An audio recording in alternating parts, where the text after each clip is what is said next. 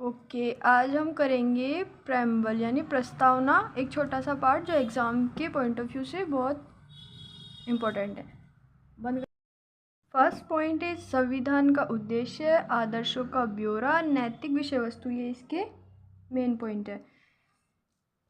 Second है DD Basu, यह दो प्रयोजनों की सिद्धि है, ऐसा किसने कहा है? डीडी बसु ने।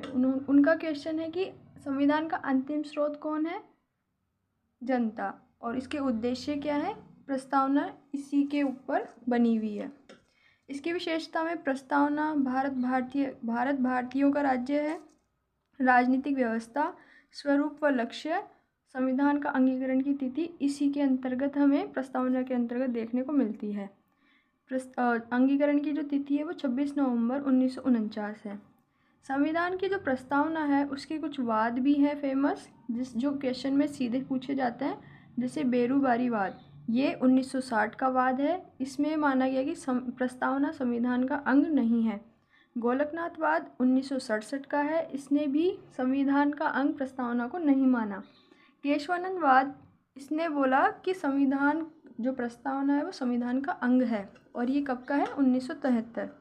मेनका गांधी जो वाद था 1978, उसमें अनुच्छेद 14, 19 और 21, इन अनुच्छेदों की व्यापक व्याख्या की गई है स्वतंत्रता, समानता और व्यक्ति की गरिमा के संदर्भ में। मिनर्वा मिल्स 1980 का मामला, जो कि मूल अधिकार और राज्य की नीति निर्देशक तत्वों में समानता को परिलक्षित करता है।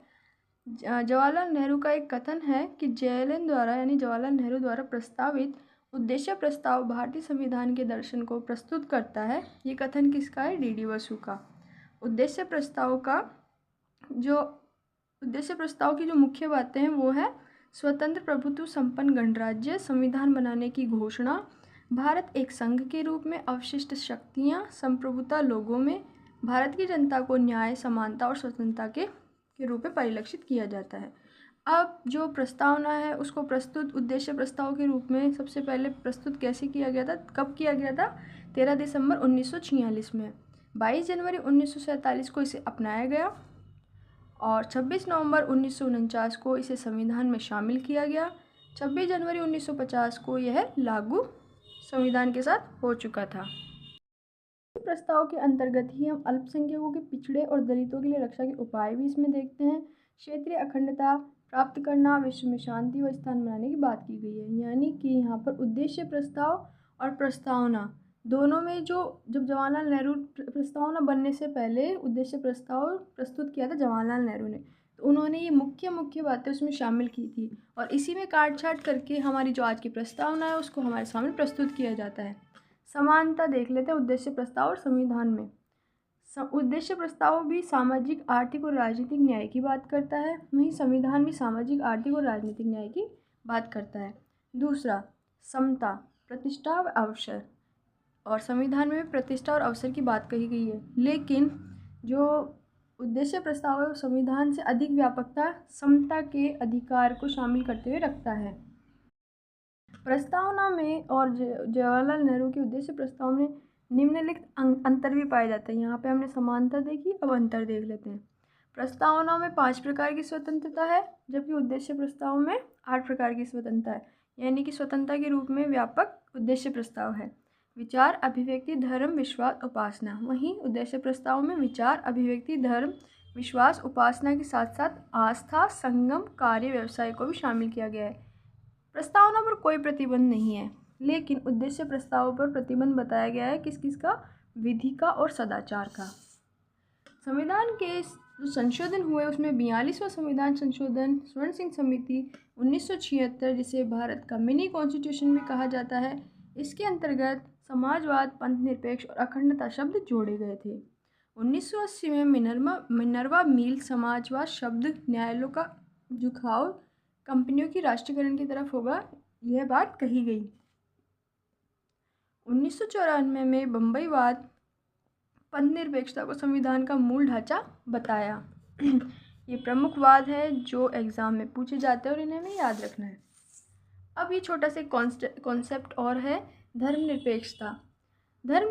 धर्म शब्द का प्रयोग गुण, कर्तव्य, नियम, मनोदशा, संस्था, के रूप में किया जाता है। ये एक सामाजिक संस्था के अर्थ के रूप में पंथ शब्द सामाजिक संस्था के अर्थ को व्यक्त करता है। भारत में धर्मनिरपेक्षता की जगह पंथ निरपेक्षता शब्द को जगह दी गई है। संविधान के अंतर्गत धर्मनिरपेक्षता धार्मिक भेदभाव, धार्मिक कट्टरता और धार्मिक वर्चस्व का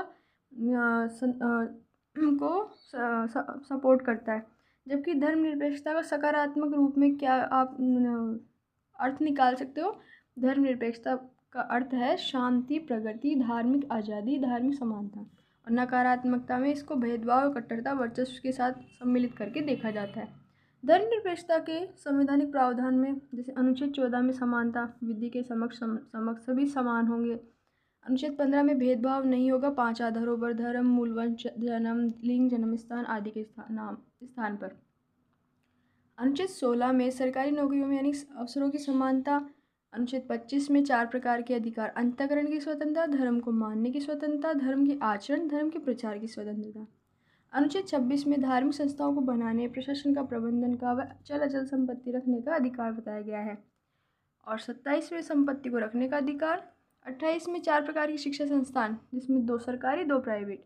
जैसे सरकारी में पूर्णतः जो सरकार के अंडर में हो और दूसरा राज्य द्वारा प्रशासित हो, एक पोषित एक प्रशासित। प्राइवेट में राज्य द्वारा सहायता प्राप्त, राज्य द्वारा मान्यता प्राप्त। अनुच्छेद 29 में अल्पसंख्यक वर्गों के लिए प्रावधान, प्रवेश पे भेदभाव नहीं करेगा, मतलब जो अल्पसंख्यक वर्ग होता है उन्हें भी एजुकेशन प्राप्त करने का अधिकार है किसी भी संस्था में। अनुच्छेद 30 में अल्पसंख्यक शिक्षा संस्थानों को बनाने और चलाने का अधिकार दिया गया है। अनुच्छेद 325 में मतदाता सूची को शामिल किया गया है। अनुच्छेद 326 में सार्वभौमिक वयस्क मताधिकार के बारे में बताया गया है। सेक्युलर पंथ निरपेक्ष लेटिन भाषा का शब्द है। अर्थ है इसका इस समय से संबंधित। शब्द इस दुनिया पर बल, पारलौकिकता, नकारने से संबंधित है।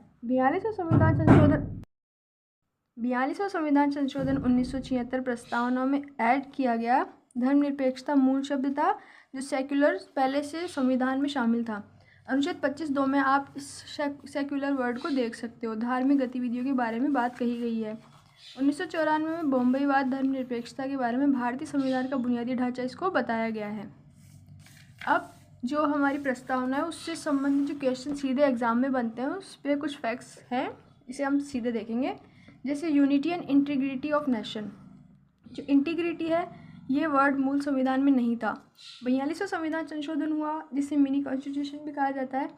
इसमें मूल संविधान में unity of the nation word था, लेकिन बाद में unity and integrity of nation शब्द जोड़ा गया। 3 एडिशन प्रस्तावना के जो हमने पहले भी डिस्कस कर लिए, सोशलिस्ट, सेक्युलर एंड इंटीग्रिटी। प्रस्तावना अपनाई 1949 में और लागू कब किया इसको संविधान में? 1950। वाद, कुछ फेमस वाद है जैसे क्या प्रस्तावना संविधान का भाग है। केस फर्स्ट में बोला कि बेरूबारी जो यूनियन केस है 1960 का, उसमें बोला कि प्रस्तावना संविधान का भाग नहीं है। वहीं फिर केशवानंद भारती केस आया 1973 में, उसमें बोला गया कि जो प्रस्तावना है वो संविधान का भाग है। लेकिन भाग तो है, लेकिन preamble can be amended under article 368, यानी कि इसमें जो संविधान के संशोधन है वो किए जा सकते हैं, लेकिन जो मूल संविधान से छेड़छाड़ नहीं की जानी चाहिए।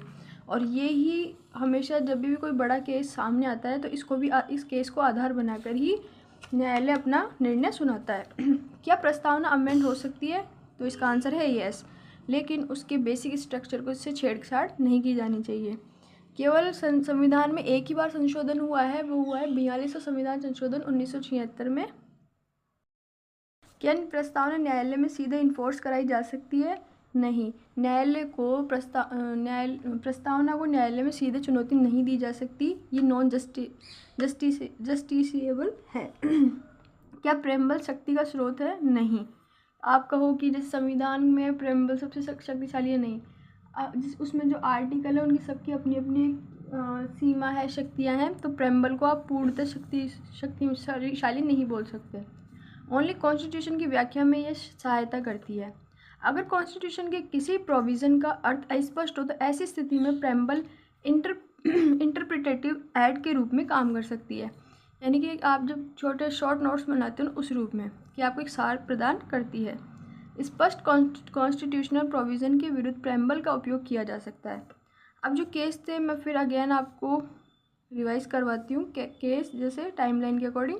1960 बेरूबारीवाद, 1973 Keshavananda Bharati, 1995 LIC of India, ये रीअफर्म का है, ये अश्योर करती है।